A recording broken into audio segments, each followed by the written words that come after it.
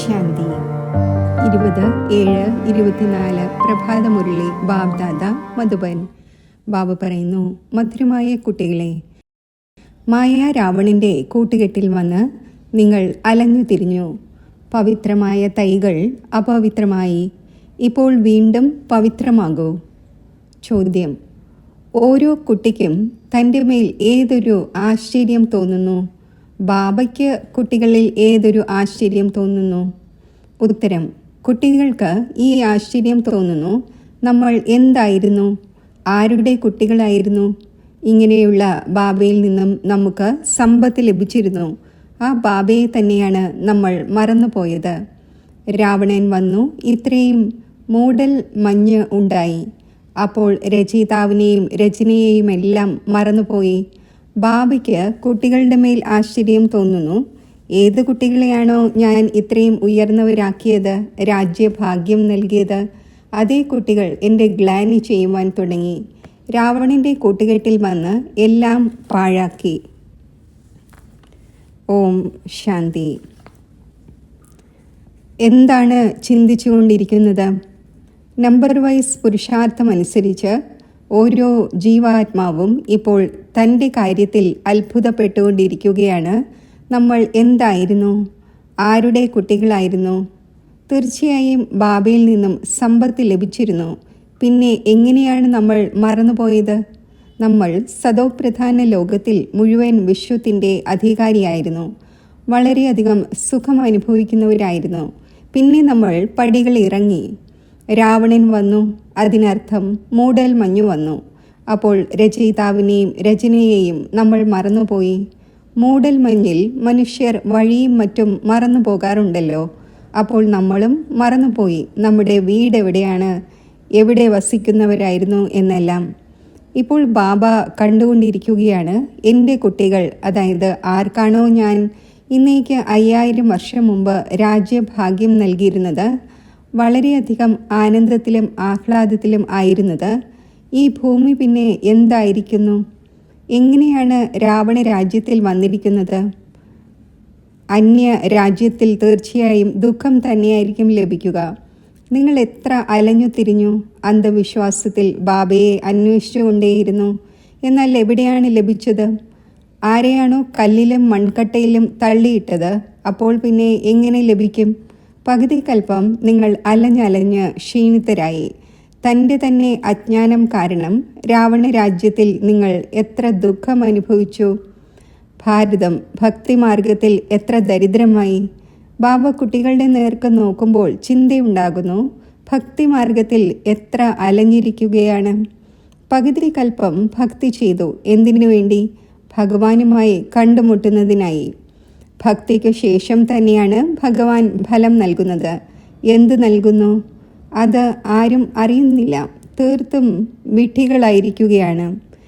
ഈ കാര്യങ്ങളെല്ലാം ബുദ്ധിയിൽ വരണം. നമ്മൾ എന്തായിരുന്നു, പിന്നെ എങ്ങനെ രാജ്യഭാഗ്യം നേടിയത്, പിന്നെ എങ്ങനെ പടികൾ താഴെ ഇറങ്ങി രാവണൻ്റെ ചങ്ങലകളിൽ ബന്ധിക്കപ്പെട്ടു. അപാര ദുഃഖമായിരുന്നു. ആദ്യം നിങ്ങൾ അപാര സുഖത്തിലായിരുന്നു. അപ്പോൾ മനസ്സിൽ വരണം, തൻ്റെ രാജ്യത്തിൽ എത്ര സുഖമുണ്ടായിരുന്നു, പിന്നെ അന്യരാജ്യത്തിൽ എത്ര ദുഃഖം അനുഭവിച്ചു. ഇംഗ്ലീഷുകാരുടെ രാജ്യത്തിൽ നമ്മൾ ദുഃഖം അനുഭവിച്ചു എന്ന് അവർ വിചാരിക്കുന്നു. ഇപ്പോൾ നിങ്ങൾ ഇരിക്കുകയാണ്. ഉള്ളിൽ ഈ ചിന്ത വരണം, നമ്മൾ ആരായിരുന്നു, ആരുടെ സന്താനമായിരുന്നു. ബാബ നമുക്ക് മുഴുവൻ വിശ്വത്തിൻ്റെയും രാജ്യം നൽകി. പിന്നെ എങ്ങനെയാണ് നമ്മൾ രാവണ രാജ്യത്തിൽ കുടുങ്ങിപ്പോയത്? എത്ര ദുഃഖം അനുഭവിച്ചു, എത്ര മോശമായ കർമ്മം ചെയ്തു. സൃഷ്ടി ദിനം പ്രതിദിനം വീണുകൊണ്ടേയിരുന്നു. മനുഷ്യരുടെ സംസ്കാരം ദിനം പ്രതിദിനം ക്രിമിനലായിക്കൊണ്ടിരുന്നു. അപ്പോൾ കുട്ടികൾക്ക് സ്മൃതിയിൽ വരേണ്ടതാണ്. ബാബ നോക്കുന്നു, ഇവർ പവിത്ര ചെടികളായിരുന്നു.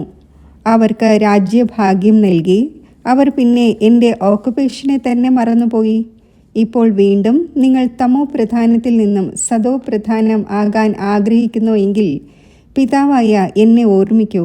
അപ്പോൾ എല്ലാ പാപവും ഇല്ലാതാകട്ടെ. എന്നാൽ ഓർമ്മിക്കാനും സാധിക്കുന്നില്ല. അടിക്കടി പറയുന്നു, ബാബ നമ്മൾ മറന്നു പോകുന്നു. നിങ്ങൾ ഓർമ്മിക്കുകയില്ലെങ്കിൽ പാപം എങ്ങനെ ഇല്ലാതാകും? ഒന്നാമതായി നിങ്ങൾ വികാരങ്ങളിൽ വീണ് പതീതമായി. രണ്ടാമതായി ബാബയെ അധിക്ഷേപിക്കാനും തുടങ്ങി. മായയുടെ കൂട്ടുകെട്ടിൽ നിങ്ങൾ ഇത്രയും വീണുപോയി. ആരാണോ നിങ്ങളെ ആകാശത്തിലേക്ക് ഉയർത്തിയത്, ആ ഒന്നിനെ കല്ലിലും മൺകട്ടയിലേക്കും കൊണ്ടുപോയി. മായയുടെ കൂട്ടുകെട്ടിൽ നിങ്ങൾ ഇങ്ങനെയുള്ള കാര്യം ചെയ്തു. ബുദ്ധിയിൽ വരേണ്ടതാണല്ലോ. പൂർണ്ണമായും കല്ല് ബുദ്ധിയാകാൻ പാടില്ല. ബാബ ദിവസവും പറയുന്നു, ഞാൻ ഫസ്റ്റ് ക്ലാസ് പോയിന്റ്സ് നിങ്ങളെ കേൾപ്പിക്കുന്നു. ബോംബെയിൽ സംഘടനയുണ്ടായി. അതിൽ ഇങ്ങനെ പറയാൻ സാധിക്കും. ബാബ പറയുന്നു, ഹേ ഭാരതവാസികളെ, നിങ്ങൾക്ക് ഞാൻ രാജ്യഭാഗ്യം നൽകി. ദേവതമാരായ നിങ്ങൾ ഹെവനിൽ ആയിരുന്നു. പിന്നെ നിങ്ങൾ രാവണ രാജ്യത്തിൽ എങ്ങനെ വന്നു? ഇതും ഡ്രാമയിലെ പാർട്ടാണ്. നിങ്ങൾ രചയിതാവിനെയും രചനയുടെ ആദ്യമധ്യ അന്ത്യത്തെയും മനസ്സിലാക്കൂ. അപ്പോൾ ഉയർന്ന പദവി നേടാൻ സാധിക്കും. എന്നെ ഓർമ്മിക്കുകയും ചെയ്യൂ. എങ്കിൽ നിങ്ങളുടെ വികർമ്മം വിനാശമാകും. ഇവിടെ എല്ലാവരും ഇരിക്കുകയാണെങ്കിലും ചിലരുടെ ബുദ്ധി ഒരിടത്തും ചിലരുടെ ബുദ്ധി മറ്റെവിടെയോ ആണ്. ബുദ്ധിയിൽ ഇത് വരണം. നമ്മൾ എവിടെയായിരുന്നു? ഇപ്പോൾ നമ്മൾ അന്യമായ രാവണ രാജ്യത്തിൽ വന്നിരിക്കുകയാണ്. അപ്പോൾ എത്ര ദുഃഖിതരായി. നമ്മൾ ശിവാലയത്തിൽ വളരെ സുഖിയായിരുന്നു. ഇപ്പോൾ ബാബ വന്നിരിക്കുകയാണ് വേശ്യാലയത്തിൽ നിന്നും പുറത്തെടുക്കുവാൻ. എന്നിട്ടും പുറത്തു വരുന്നതേയില്ല. ബാബു പറയുന്നു, നിങ്ങൾ ശിവാലയത്തിലേക്ക് പോകും. പിന്നെ അവിടെ ഈ വിഷം ലഭിക്കുകയില്ല. ഇവിടെയുള്ള മോശമായ ആഹാരപാനീയങ്ങൾ ലഭിക്കുകയില്ല. ഇവർ വിശ്വത്തിൻ്റെ അധികാരികൾ ആയിരുന്നല്ലോ. പിന്നെ ഇവർ എവിടെ പോയി? വീണ്ടും തങ്ങളുടെ രാജ്യഭാഗ്യം നേടിക്കൊണ്ടിരിക്കുകയാണ്. എത്ര സഹജമാണ് ഇത്! ബാബ മനസ്സിലാക്കിച്ചു തരുന്നു. എല്ലാവരും സർവീസബിൾ ആയിരിക്കില്ല. നമ്പർ വൈസായി രാജധാനി സ്ഥാപിക്കേണ്ടതുണ്ട്. 5000 വർഷങ്ങൾക്ക് മുമ്പ് ചെയ്തിരുന്നത് പോലെ സതോ പ്രധാനം ആകേണ്ടതുണ്ട്. ബാബു പറയുന്നു, ഇത് തമോ പ്രധാന പഴയ ലോകമാണ്. എപ്പോഴാണോ ആക്യുറേറ്റായി പഴയതാകുന്നത്, അപ്പോൾ ബാബ വരുമല്ലോ. ബാബയ്ക്കല്ലാതെ മറ്റാർക്കും മനസ്സിലാക്കിക്കാൻ സാധിക്കില്ല. ഭഗവാൻ ഈ രഥത്തിലൂടെ നമ്മളെ പഠിപ്പിച്ചുകൊണ്ടിരിക്കുന്നു. ഇത് ഓർമ്മയുണ്ടായിരുന്നാലും ബുദ്ധിയിൽ ജ്ഞാനമുണ്ടാകും. പിന്നെ മറ്റുള്ളവർക്ക് പറഞ്ഞുകൊടുത്ത് തനിക്ക് സമാനവുമാക്കണം. ബാബ മനസ്സിലാക്കിച്ചു തരുന്നു, ആദ്യം നിങ്ങളുടേത് ക്രിമിനൽ ക്യാരക്ടേഴ്സ് ആയിരുന്നു. അത് നന്നാകുന്നത് പ്രയാസമാണ്. കണ്ണുകളുടെ ക്രിമിനാലിറ്റി മാറുന്നില്ല. ഒന്നാമതായി കാമത്തിൻ്റെ ക്രിമിനാലിറ്റി, അത് വിട്ടുപോകുന്നത് പ്രയാസമാണ്. പിന്നെ കൂടെ 5 വികാരങ്ങളുണ്ട്. ക്രോധത്തിൻ്റെയും എത്ര ക്രിമിനാലിറ്റി ഉണ്ട്! ഇരിക്കവേ തന്നെ ഭൂതം വരുന്നു. ഇതും ക്രിമിനാലിറ്റി ആയി. സിവിലൈസ്ഡ് ആയിട്ടില്ല. ഫലം എന്താകും? 100 മടങ്ങ് പാപം കയറും. അടിക്കടി ക്രോധിച്ചുകൊണ്ടേയിരിക്കും. ബാബ മനസ്സിലാക്കിച്ചു തരുന്നു, നിങ്ങൾ ഇപ്പോൾ രാവണ രാജ്യത്തിൽ അല്ലല്ലോ. നിങ്ങൾ ഈശ്വരൻ്റെ അടുക്കൽ ഇരിക്കുകയാണ്. അപ്പോൾ ഈ വികാരങ്ങളിൽ നിന്നും മുക്തമാകുന്നതിൻ്റെ പ്രതിജ്ഞ ചെയ്യണം. ബാബു പറയുന്നു, ഇപ്പോൾ എന്നെ ഓർമ്മിക്കൂ, ക്രോധിക്കാതിരിക്കൂ. 5 വികാരങ്ങൾ നിങ്ങളെ പകുതി കൽപ്പം വീഴ്ത്തിക്കൊണ്ടിരുന്നു. ഏറ്റവും ഉയർന്നതും നിങ്ങളായിരുന്നു. ഏറ്റവും കൂടുതൽ വീണതും നിങ്ങൾ തന്നെ. ഈ 5 ഭൂതങ്ങൾ നിങ്ങളെ വീഴ്ത്തി. ഇപ്പോൾ ശിവാലയത്തിലേക്ക് പോകുന്നതിനായി ഈ വികാരങ്ങളെ നീക്കം ചെയ്യണം. ഈ വേശ്യാലയത്തിൽ നിന്നും മനസ്സ് മാറ്റിക്കൊണ്ടിരിക്കൂ. ബാബയെ ഓർമ്മിക്കൂ. അപ്പോൾ അന്തമതി സോഗതി ഉണ്ടാകും. നിങ്ങൾ വീട്ടിൽ എത്തിച്ചേരും. മറ്റാർക്കും ഈ വഴി പറഞ്ഞു തരാൻ സാധിക്കില്ല. ഭഗവാൻ വാച്ച, ഞാൻ സർവവ്യാപിയാണ് എന്ന് ഞാൻ ഒരിക്കലും പറഞ്ഞിട്ടില്ല. ഞാൻ രാജയോഗം പഠിപ്പിച്ചു, നിങ്ങളെ വിശ്വത്തിൻ്റെ അധികാരി ആക്കുന്നു എന്ന് പറഞ്ഞു. പിന്നെ അവിടെയാണെങ്കിൽ ഈ നോളജിൻ്റെ ആവശ്യമേ ഉണ്ടായിരിക്കില്ല. മനുഷ്യനിൽ നിന്നും ദേവതയായി മാറുന്നു. നിങ്ങൾ സമ്പത്ത് നേടുന്നു. ഇതിൽ ഹഠയോഗത്തിൻ്റെയോ മറ്റോ കാര്യമില്ല. സ്വയം ആത്മാവാണ് എന്ന് മനസ്സിലാക്കൂ. സ്വയം ശരീരമാണ് എന്ന് എന്തുകൊണ്ട് മനസ്സിലാക്കുന്നു? ശരീരമാണ് എന്ന് മനസ്സിലാക്കുന്നതിലൂടെ ജ്ഞാനം എടുക്കാൻ സാധിക്കില്ല. ഇതും ഭാവിയാണ്, നിശ്ചയിക്കപ്പെട്ടതാണ്. നിങ്ങൾ മനസ്സിലാക്കുന്നുണ്ട്, നമ്മൾ രാവണ രാജ്യത്തിലായിരുന്നു. ഇപ്പോൾ രാമരാജ്യത്തിലേക്ക് പോകുന്നതിനായി പുരുഷാർത്ഥം ചെയ്തുകൊണ്ടിരിക്കുന്നു. ഇപ്പോൾ നമ്മൾ പുരുഷോത്തമ സംഗമ യുഗവാസിയാണ്. ഗൃഹസ്ഥത്തിൽ ഇരുന്നു കൊള്ളൂ. ഇത്രയും പേരേവരും ഇവിടെ എവിടെ കഴിയുവാനാണ്? ബ്രാഹ്മണനായ ശേഷം എല്ലാവർക്കും ഇവിടെ ബ്രഹ്മാവിൻ്റെ അടുക്കൽ ഇരിക്കാൻ സാധിക്കില്ല. കഴിയേണ്ടതും തൻ്റെ വീട്ടിലാണ്. ബുദ്ധി കൊണ്ട് മനസ്സിലാക്കണം, നമ്മൾ ശൂദ്രനല്ല, നമ്മൾ ബ്രാഹ്മണനാണ്. ബ്രാഹ്മണരുടെ കുടുംബ എത്ര ചെറുതാണ്. അപ്പോൾ ഗൃഹസ്ഥത്തിൽ ഇരിക്കും. ശരീര നിർവഹണത്തിന് വേണ്ടി തൊഴിലും മറ്റും ചെയ്തുകൊണ്ടും കേവലം ബാബയെ ഓർമ്മിക്കൂ. നമ്മൾ എന്തായിരുന്നു? ഇപ്പോൾ നമ്മൾ അന്യരാജ്യത്തിൽ ഇരിക്കുകയാണ്. നമ്മൾ എത്ര ദുഃഖിതരായിരുന്നു. ഇപ്പോൾ ബാബ നമ്മളെ വീണ്ടും കൊണ്ടുപോകുന്നു. അപ്പോൾ ഗൃഹസ്ഥ വ്യവഹാരത്തിൽ ഇരിക്കവേ ആ അവസ്ഥ ഉറപ്പിക്കണം. തുടക്കത്തിൽ എത്ര വലിയ വലിയ വൃക്ഷങ്ങൾ, അതായത് കുടുംബങ്ങൾ വന്നു. പിന്നെ അവരിൽ ചിലർ അവശേഷിച്ചു, ബാക്കിയുള്ളവർ പോയി കളഞ്ഞു. നിങ്ങളുടെ ബുദ്ധിയിൽ ഇതുണ്ട്. നമ്മൾ നമ്മുടെ രാജ്യത്തിലായിരുന്നു, പിന്നെ ഇപ്പോൾ എവിടെ വന്നെത്തിയിരിക്കുകയാണ്? വീണ്ടും നമ്മുടെ രാജ്യത്തിലേക്ക് പോകുന്നു. നിങ്ങൾ എഴുതുകയും പറയുകയും ചെയ്യുന്നു, ബാബ ഇന്നയാൾ വളരെ നല്ല റെഗുലറായിരുന്നു, പിന്നെ വരുന്നതേയില്ല. വരുന്നില്ലെങ്കിൽ അതിനർത്ഥം വികാരത്തിൽ വീണു. പിന്നെ ജ്ഞാനത്തിൻ്റെ ധാരണ ഉണ്ടാവുക സാധ്യമല്ല. ഉന്നതിക്ക് പകരം വീണ് വീണ് ചില്ലിക്കാശിൻ്റെ പദവി നേടുന്നു. രാജാവ് എവിടെ? താഴ്ന്ന പദവി എവിടെ? സുഖം തീർച്ചയായും അവിടെ ഉണ്ടെങ്കിലും പുരുഷാർത്ഥം ചെയ്യപ്പെടുന്നത് ഉയർന്ന പദവി നേടുവാനാണ്. ഉയർന്ന പദവി ആർക്കാണ് നേടാൻ സാധിക്കുന്നത്? ഇത് എല്ലാവർക്കും മനസ്സിലാക്കാൻ സാധിക്കും. ഇപ്പോൾ എല്ലാവരും പുരുഷാർത്ഥം ചെയ്തുകൊണ്ടിരിക്കുന്നു. ഭോപ്പാലിലെ കിങ് ആയ മഹേന്ദ്രന് പുരുഷാർത്ഥം ചെയ്തുകൊണ്ടിരിക്കുന്നു. ആ കിങ് ആണെങ്കിൽ ചില്ലിക്കാശിൻ്റേതാണ്. ഇവരാകട്ടെ സൂര്യവംശി രാജധാനിയിൽ പോകുന്നവരാണ്. വിജയമാലയിൽ പോകാൻ കഴിയുന്ന തരത്തിലായിരിക്കണം പുരുഷാർത്ഥം. ബാബ കുട്ടികൾക്ക് മനസ്സിലാക്കിച്ചു തരുന്നു. തൻ്റെ മനസ്സിൽ പരിശോധിച്ചു കൊണ്ടേയിരിക്കണം. നമ്മുടെ കണ്ണുകൾ എവിടെയെങ്കിലും ക്രിമിനൽ ആകുന്നില്ലല്ലോ. അഥവാ സിവിലൈസ്ഡ് ആയെങ്കിൽ ബാക്കി എന്താണ് വേണ്ടത്? വികാരത്തിൽ പോകുന്നില്ലെങ്കിലും എന്തെങ്കിലുമൊക്കെ കണ്ണുകൾ ചതിച്ചു കൊണ്ടിരിക്കുന്നു. നമ്പർ 1 കാമം. ക്രിമിനൽ ആയി വളരെ മോശമായതാണ്. അതിനാൽ പേര് തന്നെ ക്രിമിനൽ ഐസ്ഡ്, സിവിൽ ഐസ്ഡ് എന്നാണ്. പരിധിയില്ലാത്ത ബാബ കുട്ടികളെ അറിയുന്നുണ്ടല്ലോ. ഇവർ എന്ത് കർമ്മം ചെയ്യുന്നു, എത്ര സർവീസ് ചെയ്യുന്നു. ഇന്നയാളുടെ ക്രിമിനൽ ഐസ് ഇപ്പോൾ വരെയും പോയിട്ടില്ല. ഇപ്പോൾ വരെയും ഇങ്ങനെയുള്ള ഗുപ്ത സമാചാരം വരുന്നു. മുന്നോട്ട് പോകവേ കൂടുതൽ ആക്യുറേറ്റായി എഴുതും. സ്വയവും ഫീൽ ചെയ്യും, നമ്മൾ ഇത്രയും സമയം അസത്യം പറയുകയും വീഴുകയും ചെയ്തു വന്നു. ജ്ഞാനം പൂർണ്ണമായും ബുദ്ധിയിൽ ഇരിക്കുന്നുണ്ടായിരുന്നില്ല. ഇതായിരുന്നു നമ്മുടെ അവസ്ഥ ഉണ്ടാകാത്തതിന് കാരണം.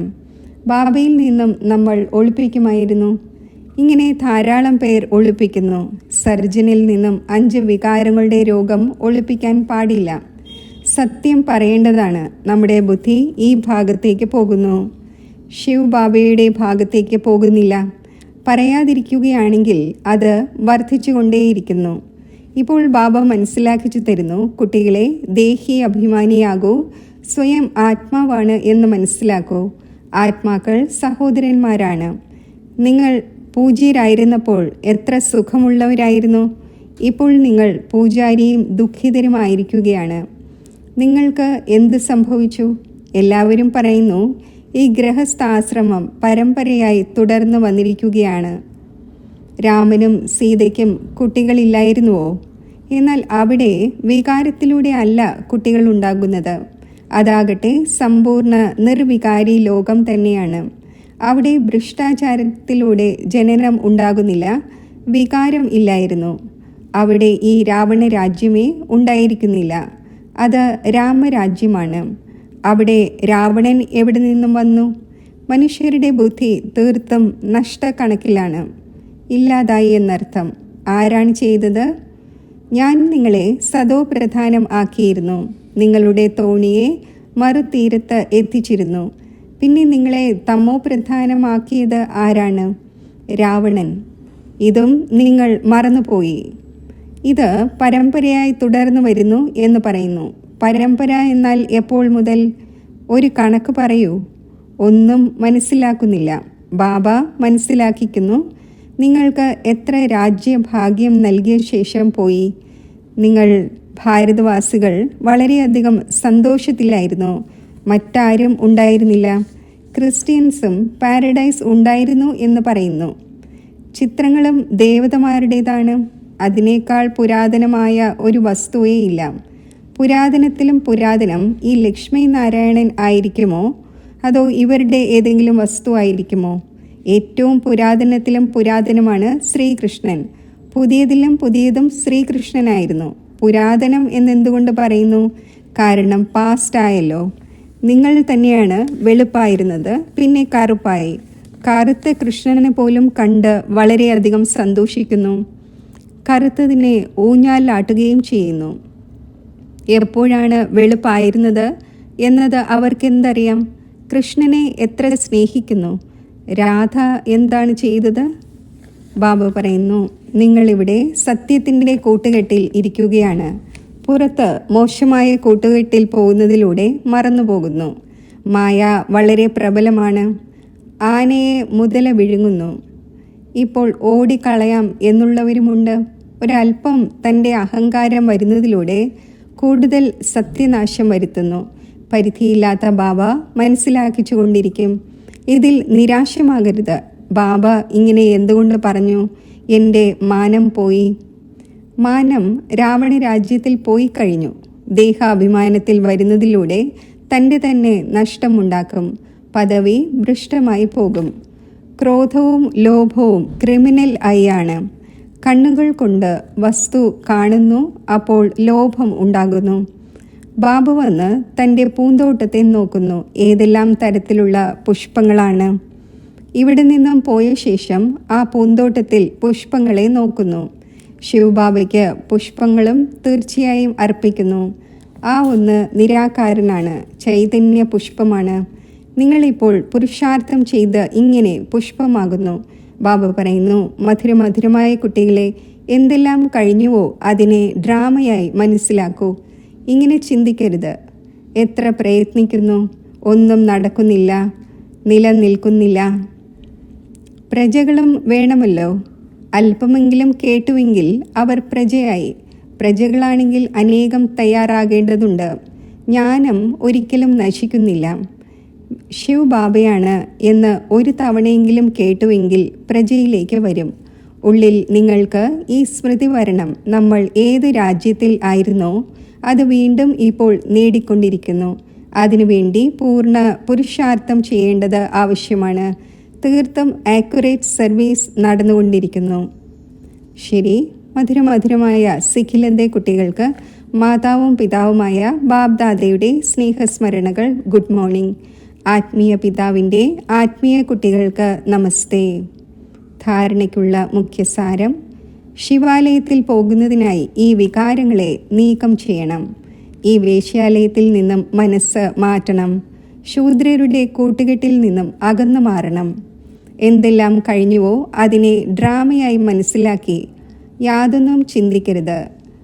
അഹങ്കാരത്തിൽ ഒരിക്കലും വരരുത്. ഒരിക്കലും ശിക്ഷണം ലഭിക്കുമ്പോൾ നിരാശമാകരുത്. വരദാനം: സന്തോഷങ്ങളുടെ ഖജനാവിനാൽ സമ്പന്നമായി ദുഃഖിതരായ ആത്മാക്കൾക്ക് സന്തോഷത്തിൻ്റെ ദാനം നൽകുന്ന പുണ്യ ആത്മാവായി ഭവിക്കട്ടെ. ഈ സമയത്ത് ലോകത്തിൽ ഓരോ സമയത്തും ദുഃഖമാണ്. താങ്കളുടെ അടുക്കൽ ഓരോ സമയത്തും സന്തോഷമാണ്. അപ്പോൾ ദുഃഖിതരായ ആത്മാക്കൾക്ക് സന്തോഷം നൽകണം. ഇത് ഏറ്റവും വലുതിലും വലിയ പുണ്യമാണ്. ലോകത്തുള്ളവർ സന്തോഷത്തിനു വേണ്ടി എത്ര സമയവും സമ്പത്തും ചിലവഴിക്കുന്നു. താങ്കൾക്ക് സഹജമായി അവിനാശി സന്തോഷത്തിൻ്റെ ഖജനാവ് ലഭിച്ചു. ഇപ്പോൾ കേവലം എന്ത് ലഭിച്ചുവോ അത് വിതരണം ചെയ്തുകൊണ്ടിരിക്കൂ. വിതരണം ചെയ്യുക എന്നാൽ വർദ്ധിപ്പിക്കുക എന്നാണ്. ആര് തന്നെ സംബന്ധത്തിൽ വന്നാലും അവർ ഇതനുഭവിക്കണം. ഇവർക്ക് ഏതോ ശ്രേഷ്ഠ പ്രാപ്തിയുണ്ടായി, അതിൻ്റെ സന്തോഷമുണ്ട്. സ്ലോഗൻ: അനുഭവിയായ ആത്മാവ് ഒരിക്കലും ഒരു കാര്യത്തിലും ചതിക്കപ്പെടുകയില്ല. അവർ സദാ വിജയി ആയിരിക്കും. ഓം ശാന്തി. യോഗത്തിൻ്റെ അഭ്യാസം. എൻ്റെ ബാബ എന്ന സങ്കല്പത്തിൽ ശിവബാബയുടെ സമീപത്തായി ഞാൻ സ്ഥിതി ചെയ്യുന്നു.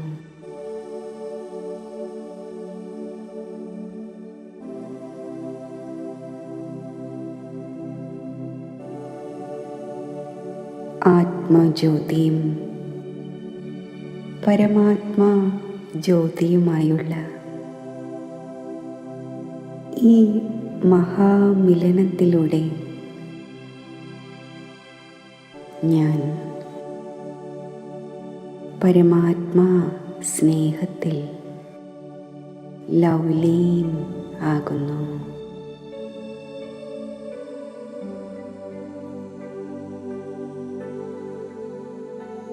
സർവ വരദാനങ്ങളും അടങ്ങിയ ഈ പരമാത്മാ സ്നേഹം എന്നെ എൻ്റെ സദോഗുണി സംസ്കാരങ്ങളെ പ്രത്യക്ഷമാക്കുന്നു. സമാന സ്വരൂപമാക്കി മാറ്റുന്നു.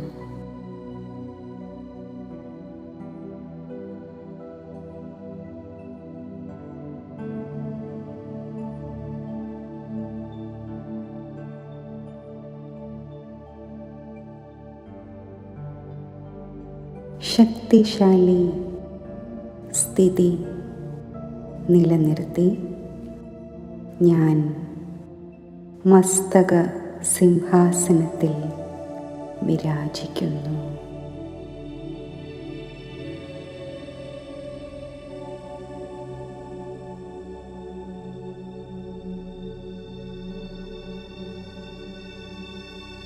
വിശ്വമാകെ ശക്തിശാലി തരംഗങ്ങൾ